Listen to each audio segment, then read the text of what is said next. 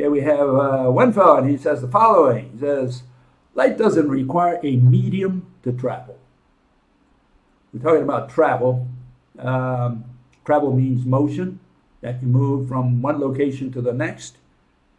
So what is it that is moving if there's no medium, if there's no object, there's no thing doing the moving, the motion, the changing of location? And so, yeah, these people have these contradictions. Why? Because they never define their terms. They don't know what motion is. They don't know what a medium is. You know, they think a medium is that which you can touch or see. They think that motion is who knows what. You know, maybe something on the coordinate system, what they call the coordinate system, which is really a number line system. Is that what it is? Just a number? Is that what motion is? And then he continues, he says, light is electromagnetic what? Radiation that travels. So we have radiation traveling. Radiation is a concept. Concepts don't travel. They don't move. Okay? And that's why we need to define what a medium is. Two or more locations of a medium, an object, a thing, whatever you want to call it, body. And so this monk, I don't know where he studied, where he got his information, but he's way off. He's not even close. Okay, and I think same fellow, he continues here. He says,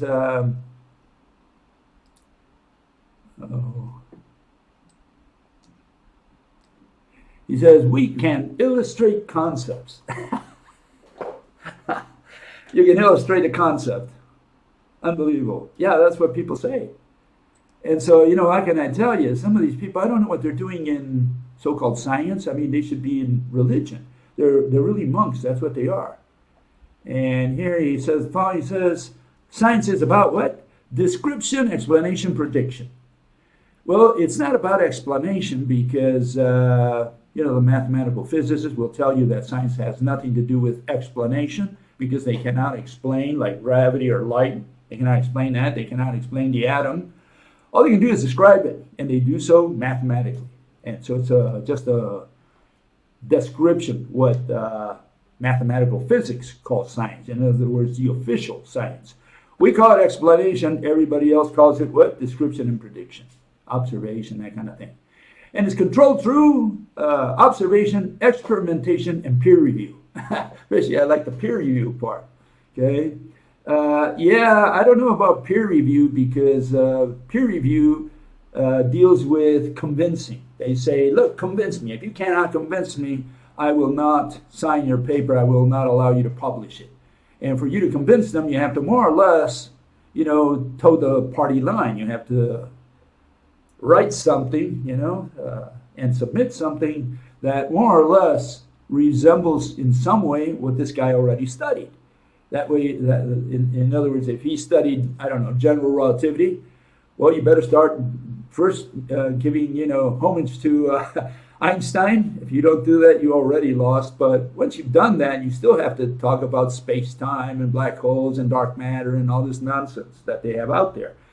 But if you come out and say, look, all that is nonsense, let me give you another theory, you will not get published, for sure. Okay?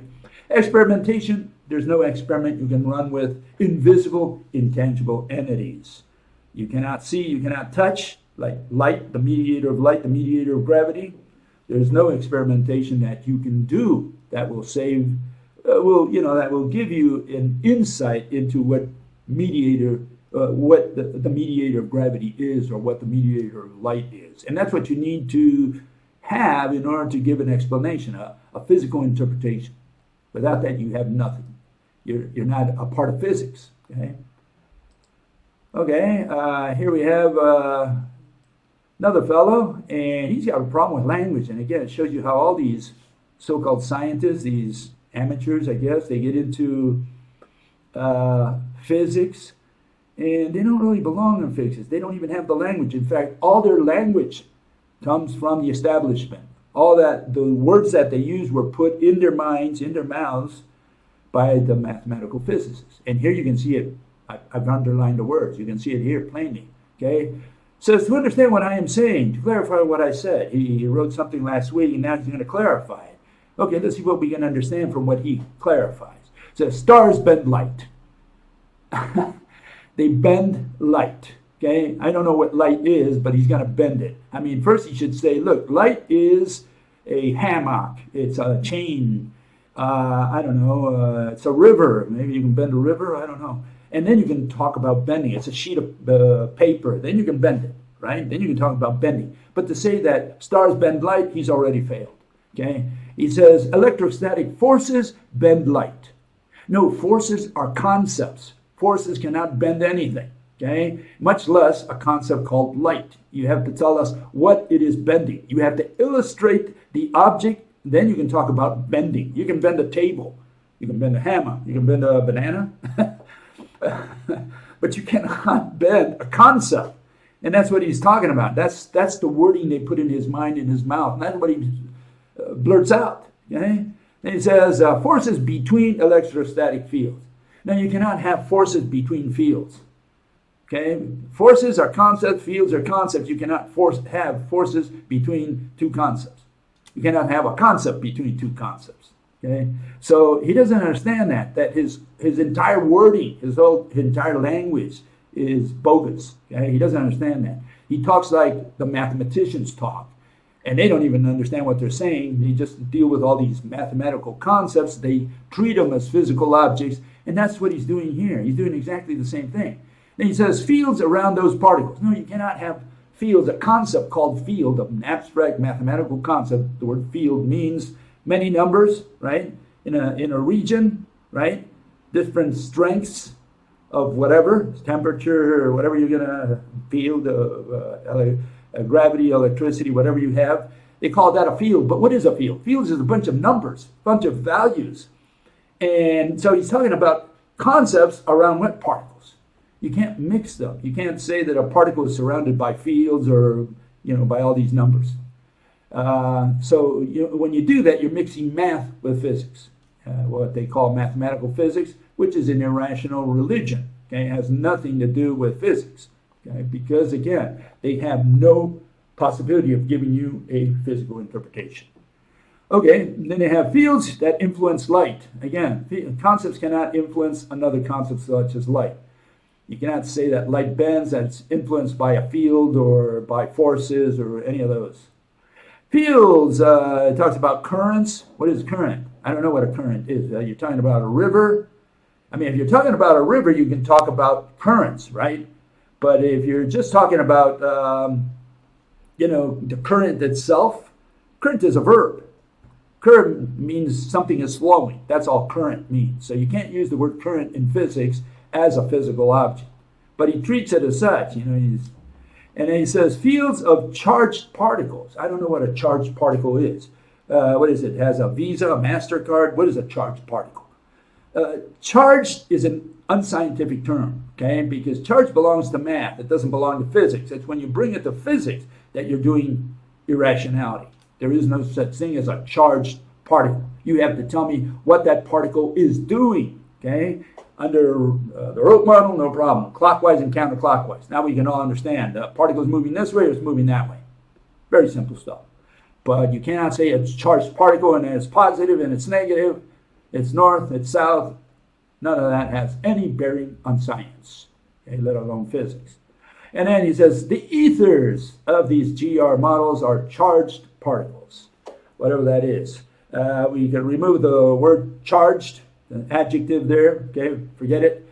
He says ether are particles. Yeah, that's what it's always been. Ether has always been particles. So he hasn't discovered anything new. He's not proposing anything new. We've known since the days of the Greek, probably even earlier, that ether is just a bunch of particles. That's it, a bunch of corpuscles. Okay? And the question is, what gives shape to each one of those corpuscles? And we're going to get into a little bit of that today. We're going to see a little bit of that where they talk about, that there is some amount of space, but only in a small region between particles, meaning atoms, meaning, the ether. So this is where the problem is, that they never really identify what the ether is. And here we have another fellow, and he's trying to do the same thing. Says, if you or anyone could illustrate the ether as you request, which would entail demonstrable phenomenal parameters, it would be the ether by definition. Right, correct. Because if you can illustrate a concept, then it's not the ether that people want to use out there, okay? They want to use, okay? They have all these bunch of particles, and they say, well, I can't illustrate a concept. Well, what is the ether? Is it just a smoke? Is it a energy? Is it field, force? What is it, you know? I mean, if you can't illustrate it, it's because it's a concept. And if it's a concept, of course, you cannot draw it. And that's all he's saying. Why don't you illustrate your love? Yeah, exactly. That's the issue. The issue is you cannot illustrate concepts such as love, ether, force, energy. None of those you can, or wave. You know, you can't illustrate concepts. Okay, that's the issue. And by illustrate, it implies you do a drawing. Yeah, of course. Yeah, you can't draw concepts. That's all he's saying. But and so he says not of its attribute. Okay, he goes into that. He wants what you want are phenomenal descriptions, illustrations of that which by its nature is not phenomenal. No, by its nature is not phenomenal. By its nature is not an object. It's not a thing. Okay, not phenomenal. Phenomenal is a verb. Okay, so we're not. So ether is a verb. It's phenomenal, and that's why you cannot illustrate phenomenal. You can illustrate only if it's a thing, an object. And the issue is if you define the ether as a concept, phenomenal, whatever you want to call it, verb, right? Then not only you cannot draw it, but then you cannot use it as an object. You cannot use it as a thing. You cannot say, I'm going to vibrate the ether. The ether is vibrating. You cannot say that because you didn't treat it as a physical object in your definition. Therefore, you have to define the word ether if you're not going to use it as an object, and that's fine. You can define the word ether. Tell us what you think the ether is, what the definition of the ether is. That's fine. But then don't use it as a physical object. You cannot vibrate it. You cannot use it to push, to pull. You cannot use it for anything because ether is a concept, and that's why you cannot draw it. Okay, so yeah. Likewise, you cannot use love as a physical object. You can talk about love, define it if you can, right? It's a concept, but you cannot use and say love moves mountains. Not in physics. You know, you can do that in poetry, but not in physics. Okay, well, it's time for a commercial. Okay, I got to do these commercials, right? Because I get very little support in general, and maybe that's good. So here's the commercial. I'm supposed to do this every time, especially when I'm dealing with etherists. If you, friend, are high on ether, like these folks here, the ether is on crack, and the ether is on ether, take Graviton. Graviton will bring you back to earth. It's guaranteed. You take 2 pills a day of Graviton, right? Where is it? Here. You take 2 pills a day of Graviton, and it is guaranteed to take you down back to earth, okay?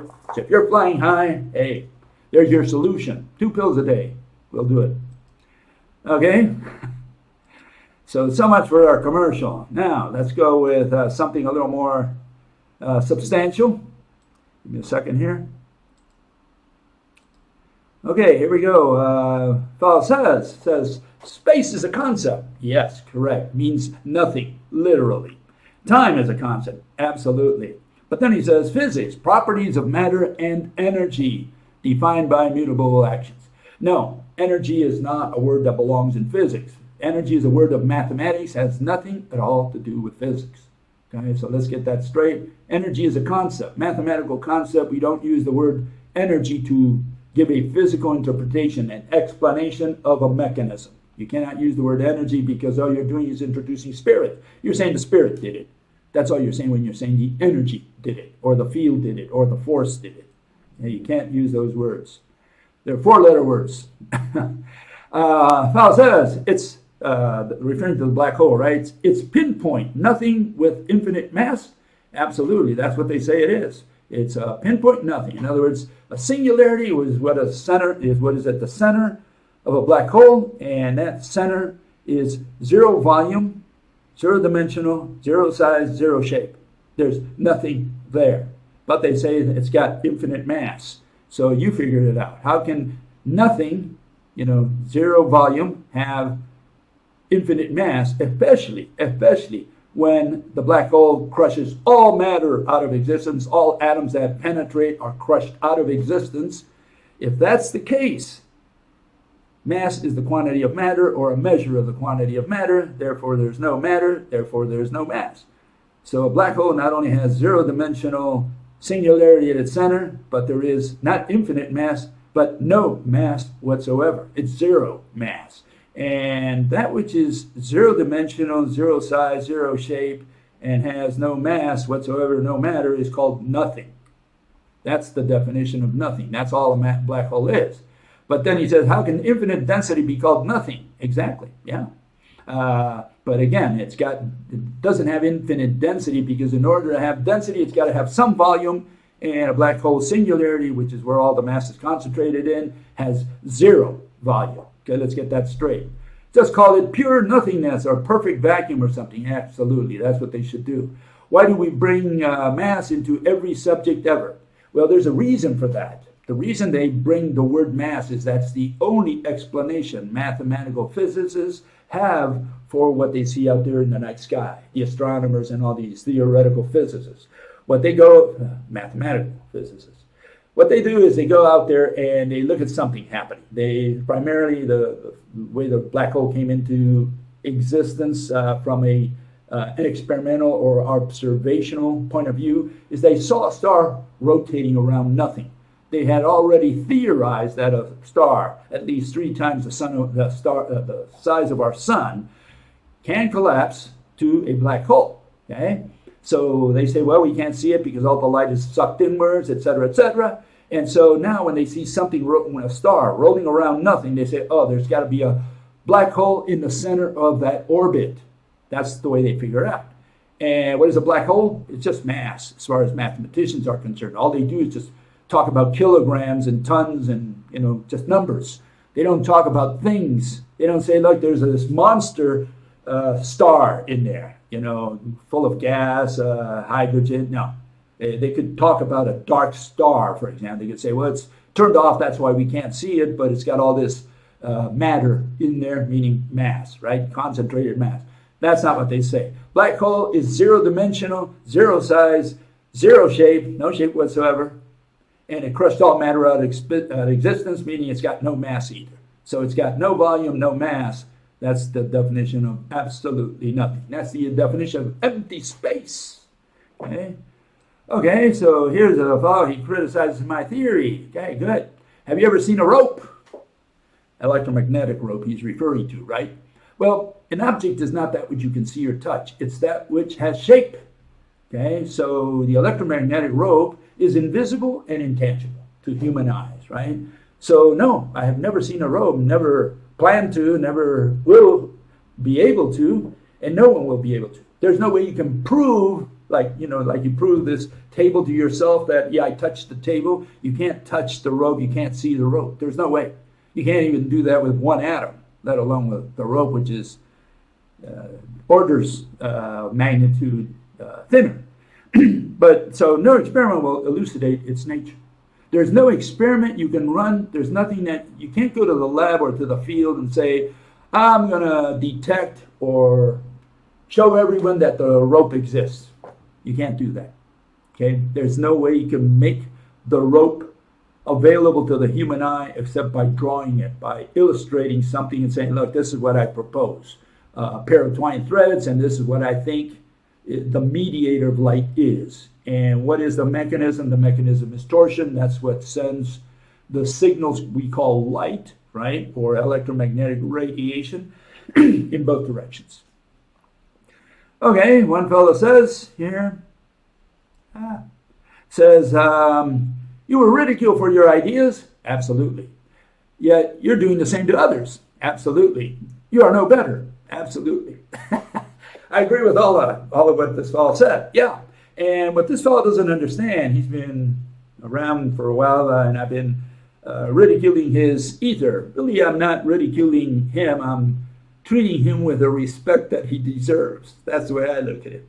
But one thing I said the other day, and I'm going to say it again for this fellow, he doesn't seem to understand what I was talking about last time. And that is, when you get into the scientific environment, and you're trying to publish, or you go to a website, or you go to a forum and you start talking about your ideas, they will, it's not that they may, they will ridicule you, they will insult you, they will treat you like a piece of trash. Okay, that's the environment out there. So if you get into the environment of science and environment of physics, you should not be as naive as I was when I got in there, because I thought, people just would listen to the theory, say, well, I don't agree, and the other guy would criticize or something or whatever, right? That's not what happened. I was treated like a piece of dirt, okay? And it was me who was the babe in the woods. I did not understand what the environment is out there. So let me spell it once again. The environment out there for whoever wants to publish, wants to get into an important, a relevant forum where they discuss these things, you better be ready to be treated like a piece of dirt, okay? And people don't understand that. They think that it's all scientific and we exchange ideas. You're a babe in the woods, okay? So get ready. You should be, if you don't have the stomach for it, don't get into science. You're in the wrong field, okay? Here you should be able to take it way in the stomach. And I showed this the other day. I'm going to show it one more time, so maybe this guy catches on. I don't know. These were the Greeks, the different Greek schools. They were from different cities, as you can see there. Okay, I try to more or less, let me make this a little smaller here so you can see. Make it, give me a second here.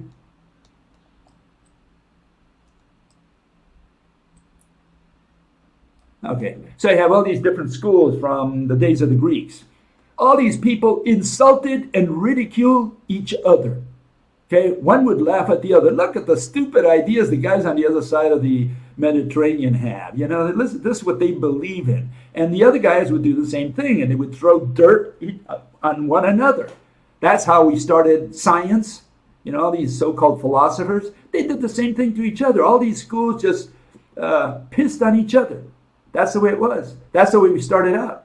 And it hasn't stopped until today. In fact, here, let me show you another case. These are a couple cases here, and it's gone all the way to today. Here it is. You have René Descartes, and you had Voltaire, right? French guy, really ridiculing another French guy. And Voltaire defended Newton. In fact, Voltaire was really the guy who made Newton famous. About, sometime later after Newton died. And he ridiculed René Descartes. He wrote a book on René Descartes, and he just ridiculed all his theories and laughed at them. He liked to make fun of other people, ridicule them, Voltaire did. And he did it to his countryman, and he said, look, on the other hand, Newton, he's a wise guy.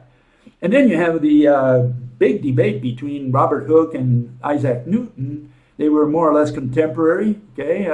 Robert Hooke was a little older than Newton. And it turns out that they hated each other so much, right? Because one accused the other one of plagiarism. They had all this other fights between them. What happened is Robert Hooke died first. And he was the guy that worked at the Royal Society. And Newton did not become a member of the Royal Society for many years. He was invited, but he never became a member until Robert Hooke died, because that's how much he hated him. When Robert Hooke died, not only did Newton become a member of the Royal Society, but he became its president. Guess what Isaac Newton did? Well, that's got to do with the question mark you see there. You don't see a picture of Robert Hooke, because the first thing that Isaac Newton did was destroy everything that Robert Hooke ever did in the Royal Society. He took even his picture away and threw it in the trash can. He burned everything. So the first thing that Newton did was burn everything that belonged to Robert Hooke. Okay? So how's that for science? Okay? So today we don't even have a picture of Robert Hooke. Okay?